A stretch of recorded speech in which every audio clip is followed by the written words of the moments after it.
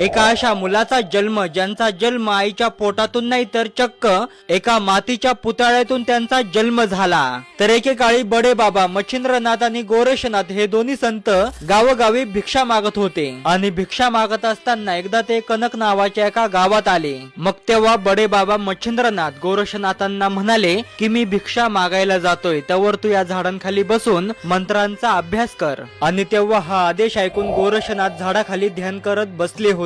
परंतु तेवढ्यातच काही लहान मुलं गोरक्षनाथांजवळ आली आणि ते गोरक्षनाथांना म्हणाले की बाबा आम्हाला एक मातीचा पुतळा बनवून द्या। तेव्हा गोरक्षनाथांनी मंत्राचार सुरू असताना त्या लहान मुलांना एक मातीचा पुतळा बनवून दिला। परंतु त्याच दैवी मंत्राचाराच्या ऊर्जेने त्या मातीच्या पुतळ्यामध्ये एक दिव्य चैतन्य प्रकटलं आणि त्याच मातीच्या पुतळ्यातून एक तेजस्वी बालक प्रकट झालं आणि त्यामुळे त्यांचं नाव पडलं गहिनीनाथ, जे नाथ संप्रदायाचे तिसरे नाथ होते, ज्यांनी पुढे जाऊन संपूर्ण जगाला भक्तीचा मार्ग दाखवला।